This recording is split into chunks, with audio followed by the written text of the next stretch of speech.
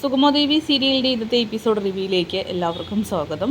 അങ്ങനെ ഇസബലയുടെയും കെവിൻ്റെയും എല്ലാവരുടെയും പ്രതീക്ഷ തെറ്റിച്ചുകൊണ്ടാണ് നന്ദൻ ദേവികയെ മറക്കാനാവാതെ കുടിച്ച് ബോധമില്ലാതെ അലഞ്ഞു തിരിഞ്ഞുകൊണ്ട് നടക്കുന്നത്. എന്തായാലും ഈ സമയം ഇത് കണ്ടുകൊണ്ട് കെവിൻ്റെ ഫ്രണ്ട്സ് വരുന്നുണ്ട്. അവരാണെങ്കിൽ നന്ദനെ വെറുതെ വിടാൻ തീരുമാനിക്കുന്നില്ല. നന്ദനുമായിട്ട് ഒന്ന് രണ്ടും പറഞ്ഞു ഉടക്കുന്നു. ഈ സമയം അതുവഴി പോകുന്ന മാധവനാണെങ്കിൽ അത് കാണുകയും നന്ദനാണല്ലോ എന്ന് കരുതി അയാളാണെങ്കിൽ അവൻ്റെ അടുത്തേക്ക് വരികയും ആ ഒരു ഗുണ്ടകളെ പറഞ്ഞു വിടാനായിട്ട് ശ്രമിക്കുന്നതിനിടയിൽ മാധവൻ്റെ നേർക്ക് കയ്യാങ്കളിയുമായിട്ട് ഋഷിയുടെ ഫ്രണ്ട്സ് വരികയാണ്. അത് തടയാനായിട്ട് നന്ദനാവട്ടെ ഒരു വലിയ വടിയെടുത്ത് ആ ഒരു ആളുകളെയൊക്കെ തന്നെ ആട്ടി ഓടിക്കാനായിട്ട് നോക്കുന്നതിനിടയിൽ മാധവൻ്റെ തലക്കിട്ടാണ് ആ വടി കൊള്ളുന്നത്. അതോടുകൂടിയിട്ട് ബോധം നഷ്ടപ്പെടുന്ന മാധവനാണെങ്കിൽ താഴെ വീഴുന്നുണ്ട്. ഋഷിയുടെ ഫ്രണ്ട്സ് ആണെങ്കിൽ അവരെ അവിടെ വിട്ടിട്ട് പോകുന്നു. എന്തായാലും ഗിരിയാണെങ്കിൽ അത് കണ്ടുകൊണ്ട് വരികയും അയാളെ എടുത്ത് ഹോസ്പിറ്റലിലേക്ക് ആക്കുകയൊക്കെ തന്നെ ചെയ്യുന്നുണ്ട്. ദേവികയും മാധവൻ്റെ കാര്യം പറഞ്ഞ് ആകെ ആശങ്കയോടുകൂടി തന്നെ ഹോസ്പിറ്റലിലേക്ക് എത്തുകയാണ്. അങ്ങനെ നന്ദനാണെങ്കിൽ ആകെ പേടി തോന്നുന്നുണ്ട്. കാരണം ഇത് പോലീസ് കേസ് ആവും എന്നുള്ള കാര്യം ഉറപ്പാണ്. കാരണം കൊലപാതക ശ്രമത്തിന് ഉറപ്പായിട്ടും ദേവിക്ക് കേസ് കൊടുക്കും. തൻ്റെ കയ്യിൽ നിന്നും അബദ്ധമാണ് സംഭവിച്ചതെന്നും അവൾ വിശ്വസിക്കില്ല. ദേഷ്യത്തിന് പുറത്ത് ചെയ്തതെന്നേ ദേവിക കരുതത്തുള്ളൂ. അങ്ങനെ പ്രഭാവതി പറയുന്നുണ്ട് വരുന്നിടത്ത് വെച്ച് കാണാമെന്നൊക്കെ. അങ്ങനെ ദേവികയോടും അതുപോലെ ഗിരിയോടും വീട്ടുകാരോടൊക്കെ ആയിട്ട് ഡോക്ടർ പറയുന്നുണ്ട് മാരകമായിട്ടുള്ള എന്തോ ഒരു അടിയാണ് നമ്മുടെ മാധവൻ്റെ തലക്കിട്ട് കൊണ്ടിരിക്കുന്നത്. അതുകൊണ്ടാണ് അയാൾക്ക് ഇത്രയും സീരിയസ് ആയത്. ഇനിയിപ്പോൾ ബോധം തിരിച്ചു കിട്ടാൻ കുറച്ച് ബുദ്ധിമുട്ടാണെന്നൊക്കെ പറയുമ്പോൾ തന്നെ എല്ലാവരും ആകെ ഷോക്കാവുന്നു. അങ്ങനെ ഇസബലയാവട്ടെ ഈ ഒരു അപകടം ദുരന്തമൊക്കെ തന്നെ ആഘോഷിച്ചു കൊണ്ടിരിക്കുകയാണ്. ദേവികയ്ക്ക് ഒരിക്കലും നന്ദനെ വിട്ടുകൊടുക്കില്ല എന്ന് ഉറപ്പിച്ച അവളാണെങ്കിൽ അതിനിടയിൽ ഒരു കളി കളിക്കാൻ തന്നെ തീരുമാനിക്കുന്നു.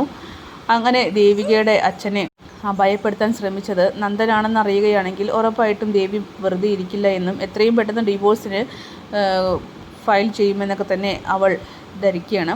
അങ്ങനെ കെവിനോട് വിളിച്ച് കാര്യങ്ങൾ പറയാനായിട്ട് ഇസബല്ല ആവശ്യപ്പെടുന്നു. കെവിനാണെങ്കിൽ ദേവികയെ വിളിക്കുന്നുണ്ട്. അങ്ങനെ ദേവിയോട് അച്ഛനെക്കുറിച്ച് അന്വേഷിക്കുന്ന സമയത്ത് ഇപ്പോൾ കുഴപ്പമൊന്നുമില്ലെന്ന് പറയുകയാണ്. അപകടം എങ്ങനെയാണ് സംഭവിച്ചെന്ന് വിവരം കിട്ടിയെന്ന് ചോദിക്കുമ്പോൾ ഇല്ല. എങ്കിൽ പിന്നെ ദേവിക തന്നോട് എനിക്കൊരു കാര്യം പറയാനുണ്ട്.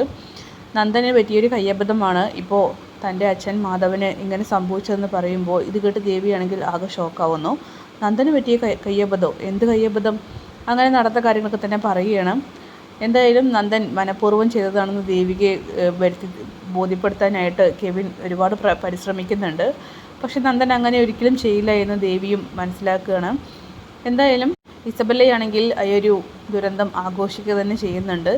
ദേവിക ഏകദേശം വിശ്വസിച്ചു എന്നൊക്കെ കെവിനാണെങ്കിൽ ഇസബല്ലയോട് പറയുന്നു. ഇസബല്ലയ്ക്ക് അത് വലിയൊരു പ്രതീക്ഷയാവുകയാണ്. കാരണം മറ്റൊന്നുമല്ല, ഈ ഒരു പ്രശ്നത്തോട് കൂടിയിട്ട് ദേവിക ഉറപ്പായിട്ടും നന്ദനെ വിട്ടകന്നും പോകുമെന്നും തനിക്ക് ഒരുപാട് സ്ഥാനം അവിടെ ഉണ്ടാകുമെന്നൊക്കെ ഇസബല്ല വെറുതെ തെറ്റിദ്ധരിച്ച് സ്വപ്നം കാണുകയാണ്. നന്ദനാവട്ടെ ഈ സമയം എന്തു പറ്റി മാധവനെ എന്നറിയാതെ ആകെ ആശങ്കയോടുകൂടിയിട്ട് കഴിഞ്ഞുകൊണ്ടിരിക്കുകയാണ്. അങ്ങനെ ഋഷി ആവട്ടെ ഈ ഒരു നാടകത്തെക്കുറിച്ചൊക്കെ തന്നെ അരുന്ധതിയോട് പറയുമ്പോൾ അരുന്ധതി പറയുന്നുണ്ട്, ഋഷി ഇത് നീ കൈവിട്ട കളിയാണ് കളിച്ചുകൊണ്ടിരിക്കുന്നത്.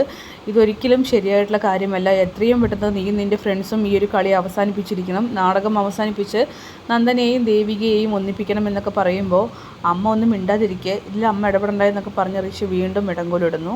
എന്തായാലും അരുന്ധതിയാണെങ്കിൽ പലതും തീരുമാനിക്കുകയാണ്. ഈ ഒരു കളി ഇങ്ങനെ വിട്ടാൽ ശരിയാകില്ല എന്നും ഒരുപാട് കുടുംബങ്ങളാണ് ഇതിന് പിന്നിൽ ചിന്നിച്ചിതറി പോകാനായിട്ട് പോകുന്നതെന്നും നന്ദൻ്റെയും ദേവികയുടെയും ജീവിതം അത് ചോദ്യചിഹ്നമായിട്ട് നിലനിൽക്കുമെന്നൊക്കെ തന്നെ അരുന്ധതി മനസ്സിലാക്കുകയാണ്. അതുകൊണ്ട് തന്നെ അവർ അതിൽ ഇടപെടാനായിട്ട് തീരുമാനിക്കുന്നു. എന്തായാലും ഇസബല്ലയ്ക്കും കെവിനും നമ്മുടെ ഋഷിക്കൊക്കെ തന്നെ പാരയായിട്ട് അരുന്ധതി വരാനാണ് ചാൻസ് കൂടുതലും. അപ്പോൾ നമുക്ക് കാത്തിരിക്കാം കിടിലൻ എപ്പിസോഡ്സിനായിട്ട്. Bye bye.